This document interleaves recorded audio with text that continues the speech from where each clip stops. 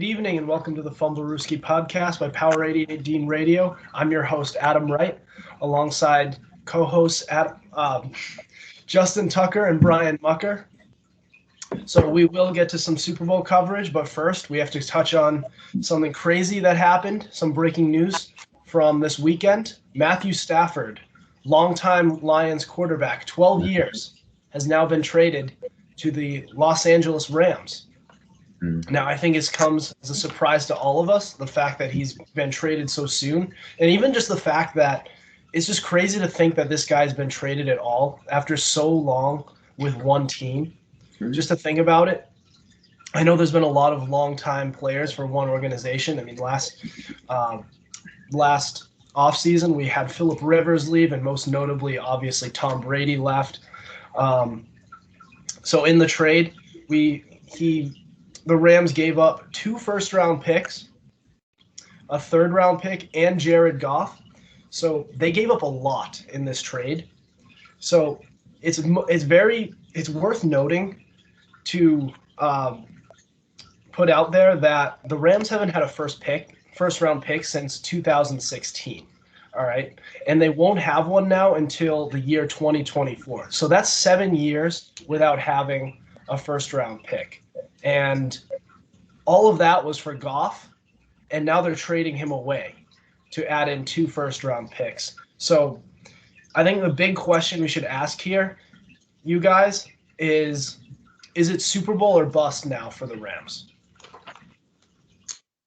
I would say it's a bust because notably you're giving up a very young quarterback who may or may not live up to his full expectations, and you're giving up 2 first-round picks. Now, for the Lions, that's obviously good because you're receiving. That's not the question. Super Bowl or bust means are they going all in for the Super Bowl? Well, then, are you trying? So are you just trying to? So I'm just trying to clarify where you're at. Are you trying to say no? They're not going all in for the Super Bowl? Well, yeah. If you let me finish, yeah, I was gonna say. I was gonna say that this will not work. I was gonna say the speed of the process. This trade to me will not make them a Super Bowl winning team just by adding Matthew Stafford. Well, I think they are. It is Super Bowl or bust for them. I think it's a step in the right direction. I believe Matthew Stafford's a more talented quarterback than Jared Goff. I believe he's more talented overall, and with the pieces the Rams have, with Cam Akers in the backfield, with Robert Woods, Cooper Kupp, a decent offensive line, I think they go further. And that defense stepping up like they did in the playoffs, I think they continue that in the offseason and build towards next year. And I think it has to be Super Bowl or bust because not only did they give away their future, they took on Matthew Stafford's contract, which isn't a small contract, by the way. It's a franchise quarterback contract. So they have to be very worried about that and very invested towards, we're winning the Super Bowl because this could backfire in the end. Okay. So the bottom line is, for Matthew Stafford, for the Rams, they couldn't be worse. They couldn't be set up worse for the foreseeable future. For the next, 5 years, 5 years down the road. They don't have a first-round pick until 2024. However, it's not all bad news for the Rams. I mean, they did get Matthew Stafford, but look at who the roster they're adding him onto. They have Robert Woods, Cooper Kupp, and Cam Akers leading their offense. He's going to have some great weapons to throw to, and he has a running game that he can work with. And that offensive line is going to be much better than that Detroit offensive line that was kicking his teeth in. They're going to have a defense led by Aaron Donald and Jalen Ramsey. A great run defense, a good pass rush, and a good secondary. So its bottom line is the team is invested in these 2 seasons here, and they're trying to go all in for a Super Bowl. And the fact of the matter is, Matthew Stafford has played 12 seasons in the league. 4 of those seasons he's finished with a winning record. He obviously has talent. We all look at his highlight reels. We see how far he can throw. We can see all these crazy arm angles he can throw at.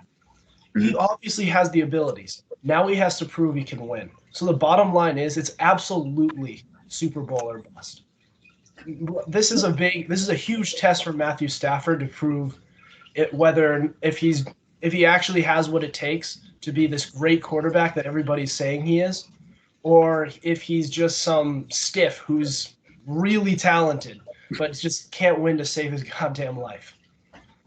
Did you say skiff? I said stiff. Yes. Stiff. Is he some stiff? Oh, okay. I was wondering. I wouldn't say stiff. I think he's a good quarterback, but it does beg the question: was it Detroit or was it Stafford? Because Detroit has wasted away some talent in the past, so got to make you wonder. I mean, I'm sure they have wasted him a lot. Just the thing is, 4 winning seasons out of 12 years. Yeah. And if you're so great, you need to at least finish in at least more than half of these years with a winning record. But they've been problem with that is that they haven't had a consistent coach. Like you saw what Patricia did with him. Not too well with him. We don't bring up Patricia. He was like not really like with him. Like I don't think Jim Caldwell's really a great coach to me in my eyes. But the talent but it's no excuse. But like the talent that Matthew Stafford had over the past, when he had like Megatron, he had Tim Pettigrew at tight end. Right now he has or at least he did have DeAndre Swift and Kenny Galladay and Marvin Jones and T.J. Hawkinson. He could have used it a little bit more in other ways. It's just, I think the coaching might have affected the team's performance. That's why I think Matthew Stafford hasn't been living up to his expectations. So has it affected him so much that he's only finished with a winning season for 4 seasons out of 12 years being in the league? Well, like I said, 3 of those were Patricia. A big effect in it. Like Patricia was terrible as a coach with the Lions. He was awful. Yeah. And even when he was at the Patriots, yes, that's the Patriots. He's a defensive coordinator. But when you get into head coaching business, it's a whole different ball game here. You need to learn more on the talent in the special teams, defense and offense. Patricia, I think, just knew about defense, and I think the Lions' defense was okay with Patricia for maybe like the first season. This season, no, not at all. But like on the bright side is, I don't know. I think Stafford just needs to actually like show what he has since he's with LA, and like what Justin said, with the talent he has on LA right now. Cup, Woods, Higbee, Akers, that defense, explosive defense, one of the best in the league. If he can't win in LA, then he's complete bust. Yeah, I agree. Like I said, I agree. He's had a tough situation in Detroit, but the thing is, it's a quarterback-driven league. I know coaching is a huge thing, but honestly, quarterback play is even bigger. And they've had the quarterback play, and they haven't been able to do that. But I need more of an explanation as far as like quarterback play. I need understanding. What do you mean? I think it takes a great quarterback to win games. I think that's the number one thing on the list for a lot of teams. Well, yeah, and great quarterback. If they had that, then why didn't they finish? Why did they finish his career in Detroit with only a third of his seasons being winning seasons? Because he can't turn water into wine. Well, was Calvin Ridley or sorry, it's been a while since he was in the league. Was Calvin Johnson wine? Was he water? Was Kenny Galladay water? He was explosive. Not bad, but let's face facts here. When Megatron was in the league, they made the playoffs the year before he retired in 2014. should have made it further if a questionable pass interference call may or may not have been called, but for another day. But they lost that game. And then the year after that, they finished 7-9 because they came off, or they started off terribly and then finished strong. Yeah. So I don't think Kenny Galladay. Kenny Galladay. Is he water? Does he have to turn him into wine? Because I felt like he was already. I mean, he wasn't wine, but he was a nice 6-pack of beers. He was the third string receiver in what? Cincinnati? Kenny Galladay? No. I'm thinking of Marvin Jones. My bad. Marvin Jones. Yeah, Marvin Jones too. Marvin Jones isn't bad, but he was like the third string receiver in Cincinnati when Mohamed Sanu and A.J. Green were still there. And now he's the number 2 right now. Yeah, and he's the number 2. Yeah. Along with Danny Amendola, who when he was in New England was able to Stop. We're not going there. No. Danny Amendola was able to win with Tom Brady. Yes. What's next? Are you going to call him Danny Playoffs too? Playoff Danny. Playoff day. I'm telling you, there were some seasons where he was explosive during the regular season. The only reason it didn't show up so much in the statistics was because he was playing behind Julian Edelman, Rob Gronkowski, and a lot of other guys. But he was shown to be a pretty good player. Okay, I'm just going to pretend like I haven't even mentioned T.J. Hawkinson. And oh, by the way, he's also had Eric Ebron. You and I both know that T.J. Hawkinson is an okay tight end who barely made the Pro Bowl. That NFC Pro Bowl tight end position sucks. If Evan Ingram can make the Pro Bowl, I like him. But no, he's not a Pro Bowler. There is a problem, and you know that. T.J. Hawkinson is, I think, a worthy for a Pro Bowl to me.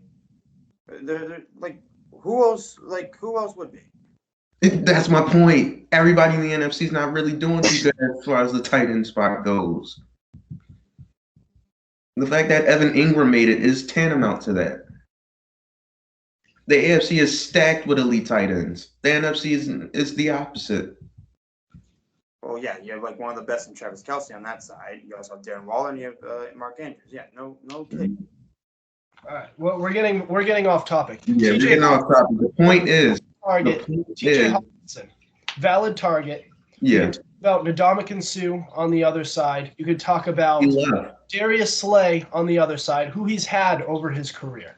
He's had other pieces during the early 2010s. That Detroit defense was actually really good, along with having Calvin Ridley. And then what happened? Stop calling him Calvin Ridley. His name is Megatron. Calvin Johnson. It's been. I haven't. Just call him Megatron. Megatron. Well, yeah, I don't like calling them by their nicknames. I don't know them personally.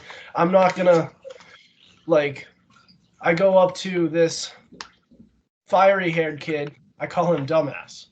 That's it. That's just his nickname. Alrighty. I think he'll do fine in Los Angeles, and hopefully he will reach an NFC Championship game and maybe a Super Bowl. I think sky's the limit for them now. I sure hope he is. We'll find out. We'll find out if this guy has what it takes. Because maybe Jared Goff might do well in Detroit. Jared Goff sucks. Come on. Y'all just give this man nothing. He blows. He was one of McVay's puppets from the beginning. Come on. Dude, McVay hated He did very well in that system. I mean, ask Tom Brady. He knows what it's like to be a system quarterback. All right. Now's a good time. Now's a good time to move on. All right. We're gonna get back to the Super Bowl. All right. So leading up to the Super Bowl, there's been a popular narrative floating around to describe Brady versus Mahomes. So the best way people have been, or a popular way people have been describing this quarterback matchup is GOAT versus future GOAT, and it has been used frequently. So how do we feel about this storyline? for I the. love it. I'm fine with it. I love it. Even as a Jets fan, but as a football fan too, you see these two quarterbacks go at it. Tom Brady, we already know what he's done over the past of his career, winning 6 Super Bowls, going to 9 of them.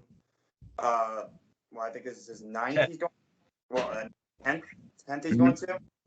And in Patrick Mahomes, I see a very bright future for him, as he could probably win 6 Super Bowls maybe in the future. I think he's got doing it with the offense that he has, because I don't think Tyreek Hill or Travis Kelce are going anywhere with him. That's all he needs, and he needs like, I don't know. I just like how these two quarterbacks are going at it again in different conferences now, considering Brady was with the Patriots and he's already faced Mahomes.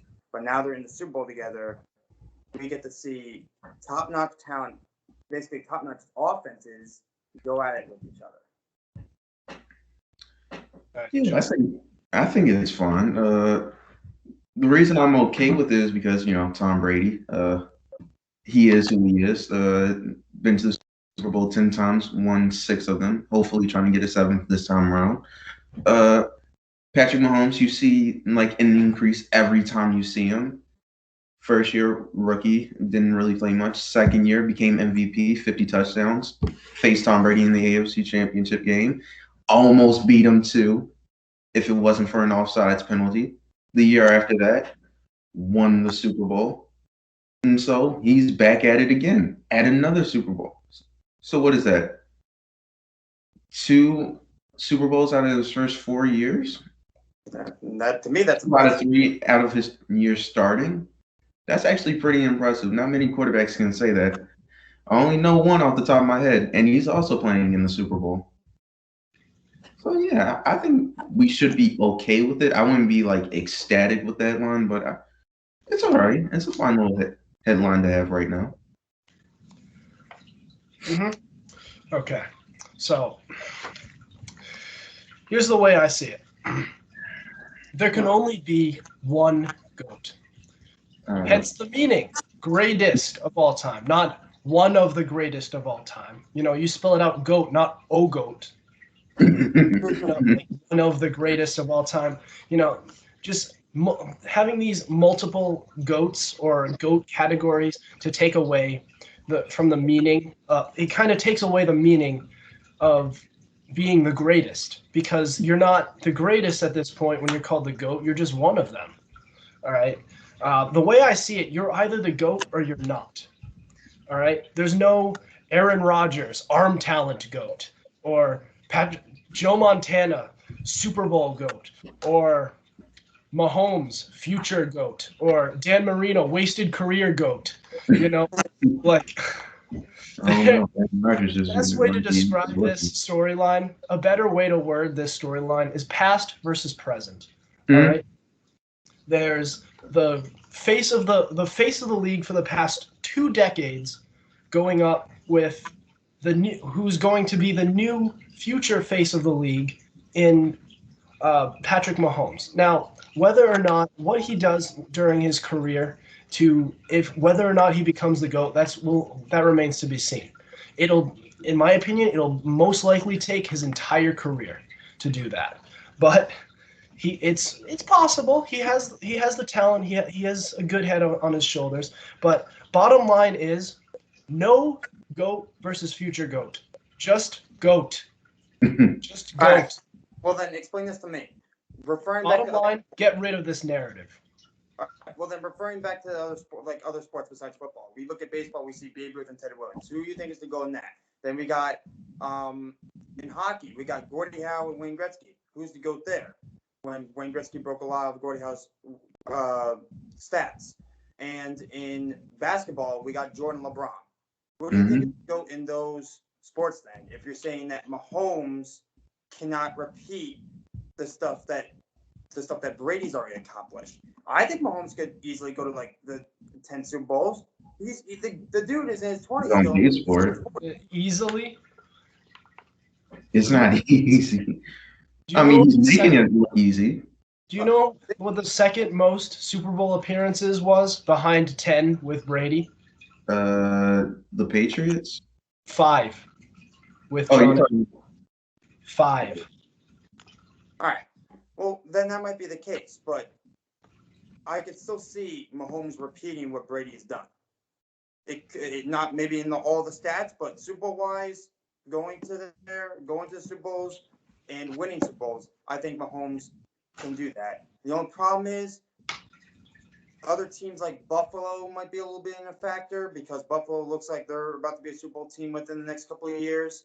No offense, Justin, but the Ravens, defense and all, get some wide receivers, and then I might consider them a Super Bowl team.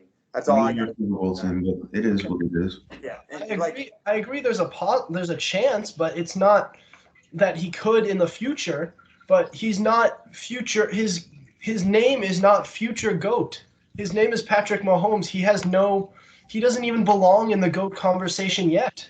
And the reason, like, you bring up about all these other sports having like a debate between a couple players. That's a debate between who is the greatest of all time. They're not saying, oh, LeBron James is the GOAT and Michael Jordan's the GOAT. They're saying there's a legitimate debate, and it's a very close debate at this point. LeBron James is getting a lot closer between who is the greatest of all time in that sport. It is not, let's call LeBron James the GOAT, and, oh, Michael Jordan's the GOAT too. Oh, while we're at it, let's look at Larry Bird and Kareem Abdul-Jabbar. Let's call them all GOATs. They're all GOATs. We love them all. Everybody gets love. They do all get love, just from different one people. love. And that is Tom Brady. And Michael Jordan in the other sport. But no. We're not talking about basketball here. We're only talking about football here. We'll hang on. We'll stick with football. But bottom line is, this narrative, it's bogus, it's stupid, and I don't like it. In your opinion. I think it's past versus present.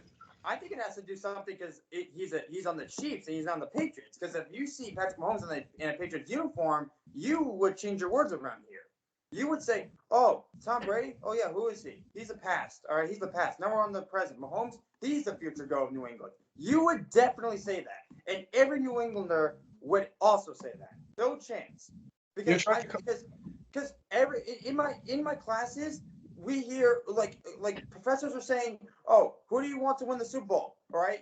They say, oh, the Bucks because of Tom Brady. And then I hear at the end, oh, screw Patrick Mahomes. What the hell did Patrick Mahomes do to the Patriots that made New Englanders say that? Because Patrick Mahomes has that talent to do what Tom Brady has. He can easily do that. And he's proven it. Possibly. It's a possibility.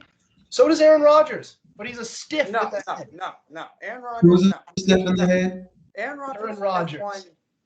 He doesn't have the leadership, and it seems like all he really care about just being the greatest of all time. He just wants to be Aaron Rodgers, just huck it up there, just make the highlight play. Hey, did you see that? Did you see that big highlight play? Did you see that massive that throw on the run to Devontae Adams? Oh my God, that was awesome, bro! MVP.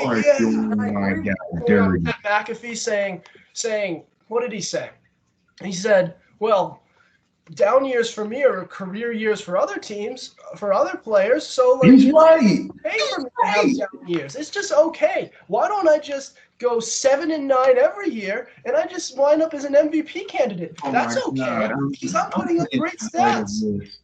He said that coming off a 13-3 season. Don't do that. Don't do that. He was saying that in regards to the year before. That was his 13-3 season. That was his 13-3 season. He says most years, my down years are great years for everybody else. And he's right. If you look at his numbers, they are great years for everybody else. It's just bad for him. But just don't say that. What do you want him to say? He's satisfied by it either. Like he's like saying that like he's satisfied with it. Go win a championship, dude. Go win more than one ring. Don't criticize him for having a down year than him. Championship. Don't win bring more up than down years one with championship. Don't lose 4 NFC champions. He lost to Jimmy Garoppolo. He did not lose to Jimmy Garoppolo. No, he did not. He lost to Jimmy Garoppolo. Has one more Super Bowl, actually has the same amount of Super Bowl appearances that as Aaron Rodgers. The fact that Drew Brees, who can't throw more than 15 yards, has only one Super Bowl appearance. Okay, so going back to the Jimmy Garoppolo, you're saying Jimmy Garoppolo beat Aaron Rodgers? I disagree with that. I'm going with Justin. Raheem Mostert was all over that thing. All that Jimmy Garoppolo did was that he ran back a couple of steps, handed the ball to Raheem Mostert, and it was game over. Just watched him do all that work. Just Don't you watch dare that ever discredit Aaron Rodgers. Raheem Mostert doing. That defense did not show up to play. If you went into Gillette Stadium and tried to run the ball against prime Tom Brady and the New England Patriots, you get stomped on. That is not true. That is not true. Aaron Rodgers, the invincible Aaron Rodgers, you can beat him running the ball. That's pathetic. Running games do not win you championships. And the fact that Raheem Mostert and Jimmy Garoppolo were able to beat Aaron Rodgers is pathetic and telling of what type of leader Aaron Rodgers really is of the Green Bay Packers. I do. All right. So Adam, right now you're saying rushing yards do not win you championships. How do you explain that last year with Tennessee? Tennessee. They did a great job in the Super Bowl, didn't they? Oh wait, they didn't. They didn't win the Super Bowl. They oh my God! The Chiefs. All right. Because guess I'm what? not gonna let this slide. As it turns out, passing yards trump rushing yards. I disagree. I disagree. I say both. I'm not saying it's like one or the other. I'm saying both. There has to be a balance, but I'm not gonna let that slide. Heck no, I'm not letting that slide about that Patriots reference when you compare Tom Brady and Aaron Rodgers. Absolutely not. Because I remember in 2009, the Ravens came up there and on the first play, Ray Rice ran 83 yards to throw. I'm not allowing that. I don't do that. That's just basic game script. You try to run the ball against a pass-heavy, elite pass offense, and you are going to get trampled on. But they did not get trampled on. They actually got trampled on. I'm telling you, it's happened to Brady and Belichick before. The Ravens went up there, and Flacco only threw the ball 10 times, and we beat y'all 33-14. So it has happened to the Patriots. Let's not act like they haven't gotten stomped on at home court. Yeah. We're one of the only teams that can do that to them. That was a disastrous season. That team was. This is the 2009 Ravens team you're talking about, correct? Yes, ma'am. Right. That was the most dysfunctional team in the Brady Belichick era. One of the most dysfunctional Brady Belichick teams. All right. Two things out of that. I'm gonna say, hint, Eli Manning stomped all over the Patriots twice, not once, twice, and two. With the running game. The running game, I say so. No. Yes. That was they won that game with just defense keeping it close. That's how you beat a pass offense. You hold them to minimal points, and then the quarterback has to make plays when he needs to. Oh, you want to talk about cocky? You should have seen Brady around that first Super Bowl against the Giants. He said they're going to hold us to 17 points, thinking they were going to score more. Yeah, he said they scored 14. That's it. Yeah. I get it. We're off topic, but let's move on. Bill Belichick and Tom Brady era? You mean just the Tom Brady era? I'm not saying Belichick at all, because I saw this year, and I know if Tom Brady went to a different team and he just changed that team around, and he's in the Super Bowl, where the hell is Belichick? He's not in the Super Bowl. He's at home sipping on a beer on his couch. He's 7-9, and everybody thought he went like 4-12. He had the audacity to sign that clown of a quarterback at Cam Newton. That's on him for doing that. Cam Newton's not a bad quarterback. I agree. He's very bad. He's not. Justin, he has not been good since he went to the Super Bowl with the Panthers. Other than that, I disagree. Brian, do you really think he could easily just go up to any roster and just turn them into a championship contender? He did with the Panthers. What? He did with the Panthers. You mean the Bucs? What are you You guys are talking about two different people. I'm talking about Tom Brady. I, as much as the next person, the next Brady loyalist, believe that Tom Brady deserves the majority of the credit. However, to say that it just didn't work in New England, that the Brady Belichick marriage didn't work, the reason they were so successful for 20 straight years was Belichick's defense and his sort of his discipline, and Brady's leadership and his appeal to as a player's guy to all the other players in the club in the locker room, and Brady's offense was able to score more points than the other team, and Belichick's defense was able to hold offenses to a low so that Brady would able to score a lot of points. Belichick would be able to manage the opposing offense. That's the way they were able to beat teams for 20 years straight. They were able to trample literally everybody, and they won.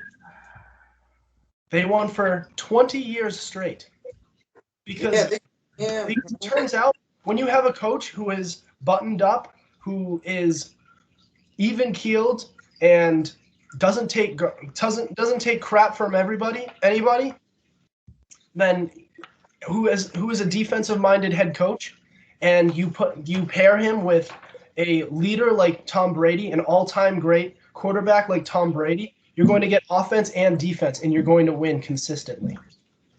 Now, I think what Brady has been able to do in Tampa Bay is impressive, but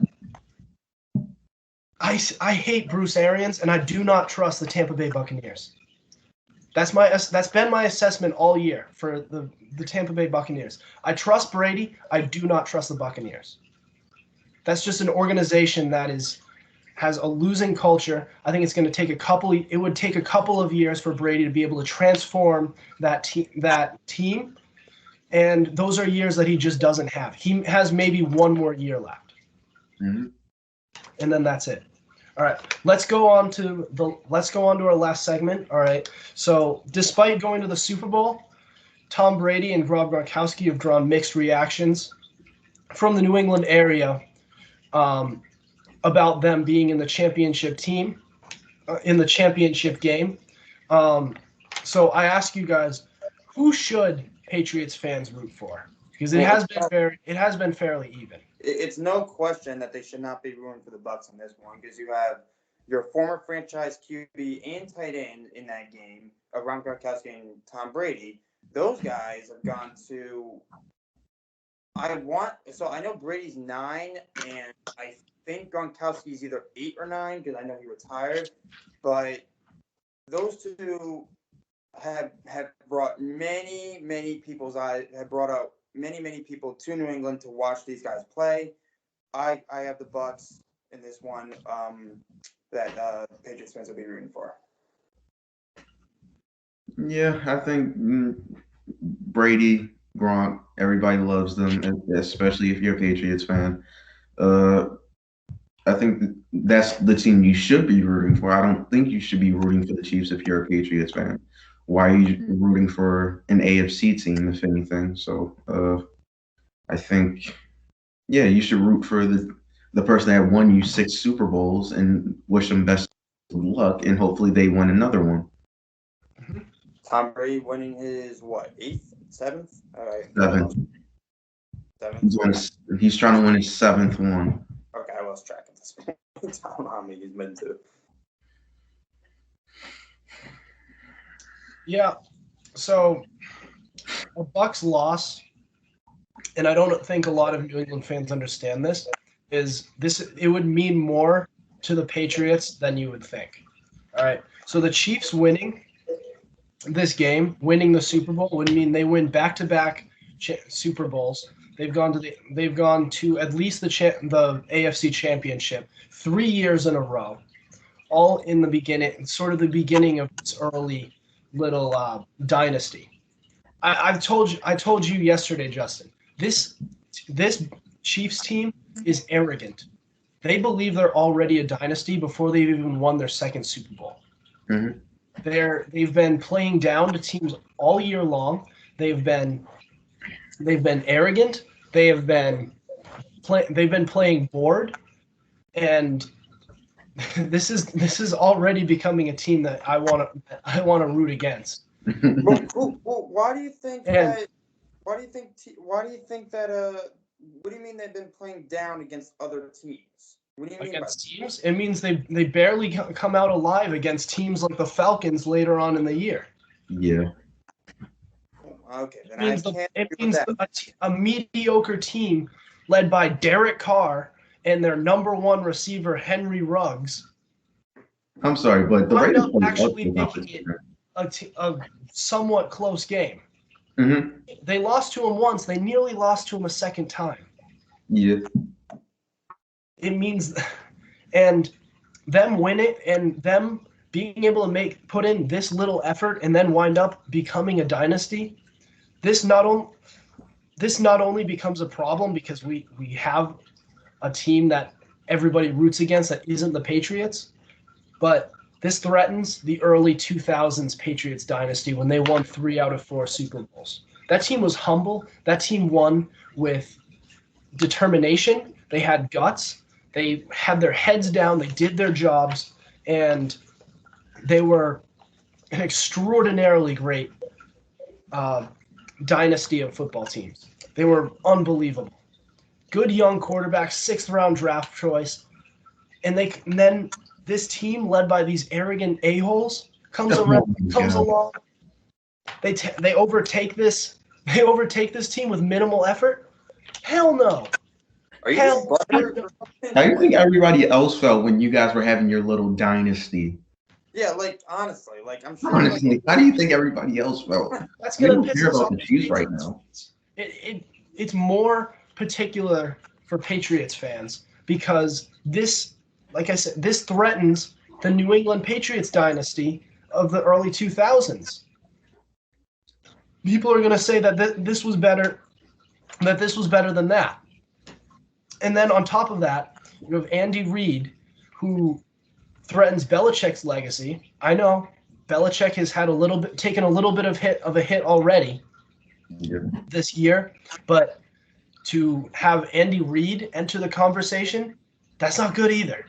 Well, So why is that not good? Why is that not good? He's just doing his job. He wants to be up there in like one of the best coaches in the NFL or NFL history. Well, why is it not good? Why is it not good? Because we want Belichick to be the greatest of all time. No. He has Super Bowl rings. It's fine. Fans want Belichick to be good. No one else does.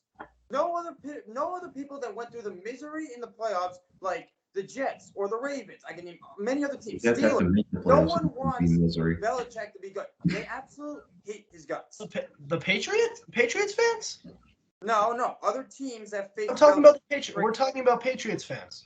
Patriots fans feel like they're looking at a mirror right now, and Chiefs fans, and they don't like it. They don't like the fact that they're probably looking at a dynasty, and their fans are loving it. Yeah, like Adam, there's going to be times in the NFL where there will be teams going after Bill Belichick and the Tom Brady dynasty, and one of them might have to be Andy Reid and Patrick Mahomes. That's exactly the problem. That's exactly the problem. Well, that's not the problem, right? Yes, it is. Patriots fans, it is. We don't want a walrus, that overweight walrus becoming the greatest of all time. We want Bill Belichick. Listen, it's not like Bill Belichick's on the cover of Men's Health. The greatest. Dude, not Patrick Mahomes, go throw another no-look pass. Bail me out again. Oh, Patrick Mahomes, yes. Okay, so screw that.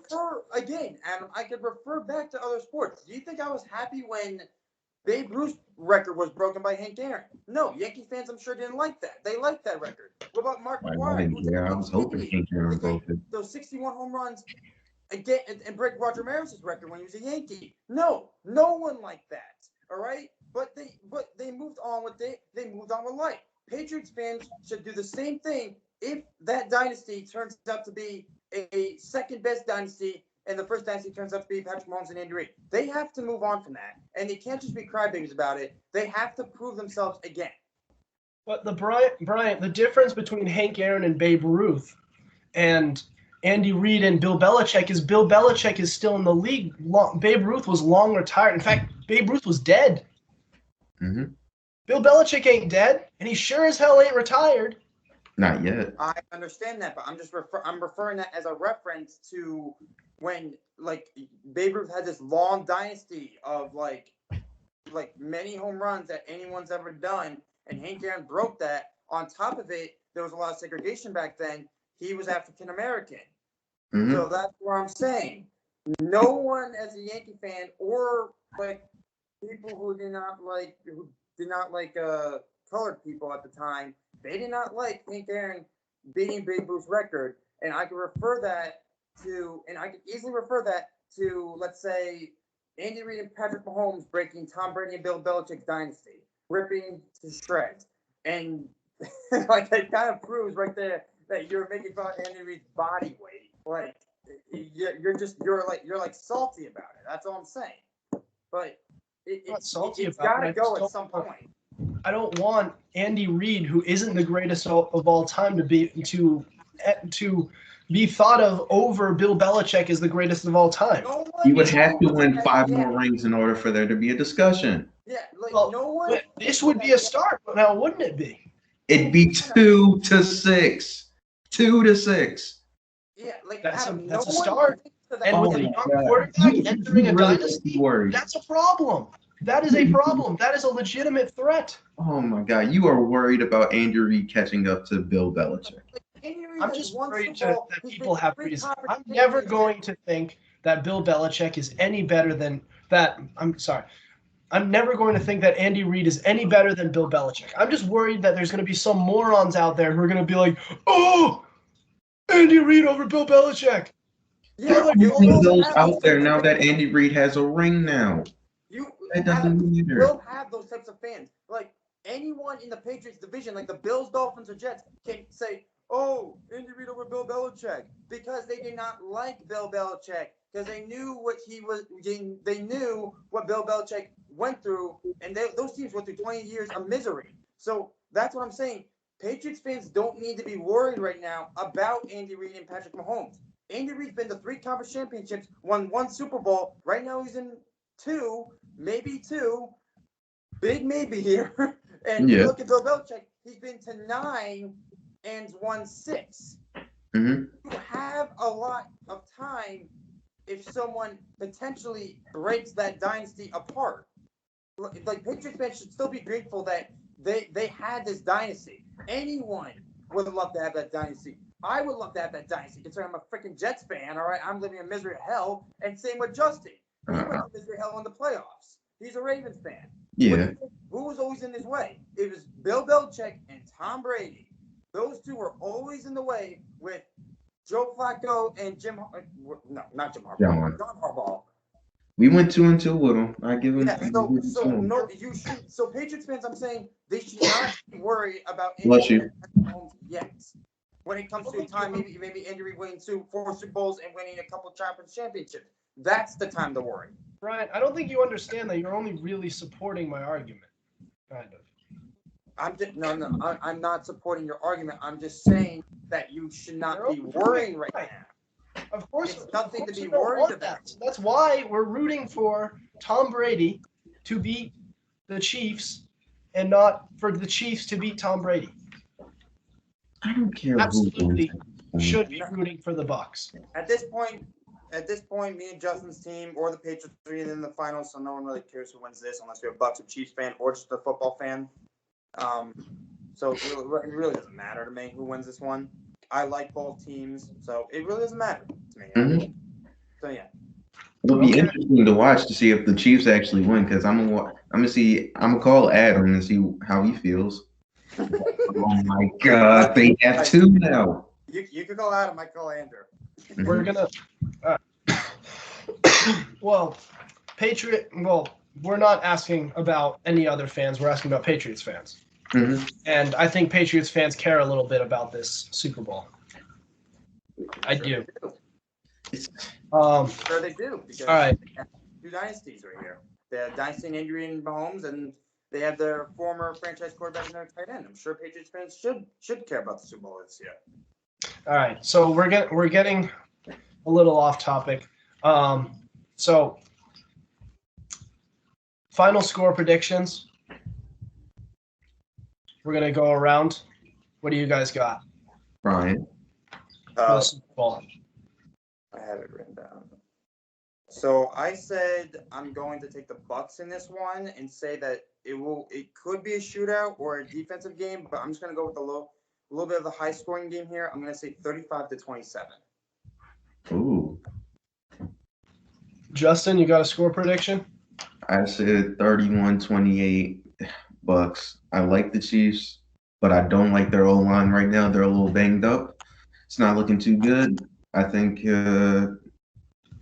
Shaquille Barrett will have himself a 2.5 sack day. I think JPP will have himself a good day too. Ndamukong Suh and Villa up the middle. I think it'll be just enough to pressure Patrick Mahomes into making a few 1 or 2 turnovers like he did last year, and that'll be enough to give Brady the slight edge over him, 31-28. Right. So that offensive line is beat up badly. Yeah. Top of it, you lose Fisher with a torn Achilles. Couldn't come at a worse time. Yeah. They lost their left tackle to a torn Achilles. They lost their starting right tackle earlier on in the year. Their backup has been playing career football, but now they have to move that backup right tackle over to left tackle. So that brings in. So now they have potentially tackle and left tackle being a problem, and not to mention their center was just moved to COVID to the COVID-19 list. It remains to be seen whether he'll play, but even if he does play, that's practice that he's missing, so that could be a problem as well. So this offensive line is going to have some major problems, and I think for that reason, I think it's still going to be a high-scoring game, but I think at the end of the day, the Chiefs offensive line, that front seven for the Bucks proves to be too much for Patrick Mahomes, for even him. And I say it's still going to be a high-scoring game. I'm going 35-31 Bucks. Pull out the narrow victory. I think one of those two edge rushers becomes Super Bowl MVP. I think the winner I think both quarterbacks are going to be major factors, but I think the edge rushers are going to be ultimately what decides this game. And I could agree with that. I agree. So we're all taking Bucks? Yep, we're all taking Bucks. Unfortunately, so interesting. that means Brady gets his 7th. So you're rooting for the Chiefs, but you have the better team winning, don't we? Justin, if the Ravens get the receivers, you could be a Super Bowl team, but you don't. We are a Super Bowl team without the receivers. If we just had the receivers, we would be in the Super Bowl. Nah, they need the quarterback. Actually, it's a strange thing. Marquise Brown in the playoffs is a great receiver. It's just in the regular season, he just doesn't do what I need him to do, which is catch the ball. Yeah, they also need a quarterback too. Watch your mouth. They need one who's capable of throwing. Okay. You ain't gonna disrespect my unanimous MVP at quarterback. I mean, hey, Justin, you got Justin Fields out there. He can throw the ball. My guy can throw the ball with the best of them. He's just fine.